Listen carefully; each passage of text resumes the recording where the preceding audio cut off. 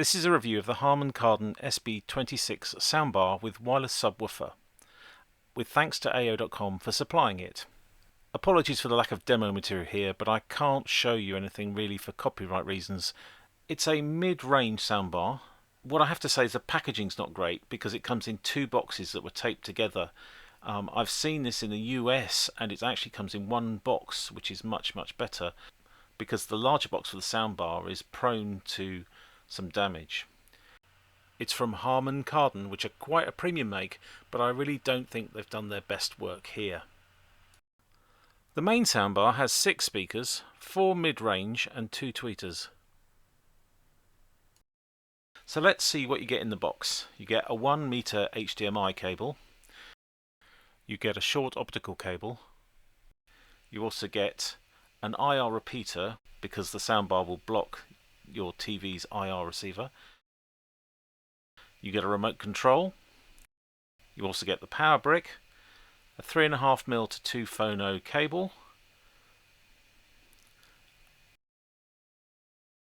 You get a European power cable and a UK power cable. You also get 2 wall brackets and 2 rubber feet for the main unit.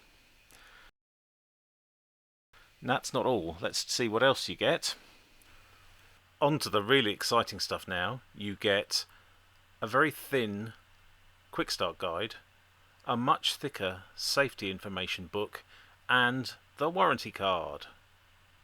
So let's have a look and see what inputs this thing has. You've got, running from left to right, a USB socket, which is for firmware upgrade, the power input port, the IR repeater, the auxiliary 3.5mm port, then the optical socket, HDMI out and 2 HDMI ins.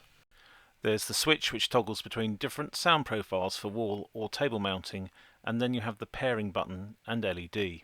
So let's have a look, see how tall it is. It's just over 11 centimeters tall, about 11.5, which is going to block your IR window on your TV. That's why they include the IR blaster, so that you can plug that into the back of the soundbar.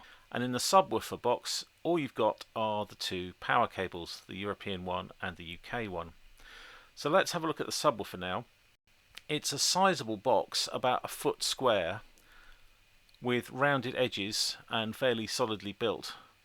The underside reveals it's got an 8-inch driver. And controls on the back, well, there aren't very many. All you've got is the pairing button to pair the sub to the soundbar, a crossover dial and a phase switch. I would recommend you leave the crossover dial in the middle position.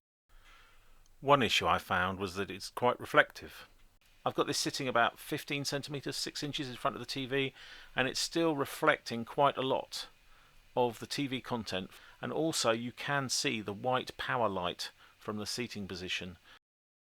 Let's have a look at another issue, which is that the HDMI ports are quite shallow, which means you have to use quite thin HDMI cables, otherwise it won't sit back on its base properly. Sound wise though, it's actually really very good. It certainly works very well when you choose virtual surround, much nicer than stereo for movies, but if you're using it to play music back, I suggest you don't use the surround mode and just plain stereo. It works incredibly well.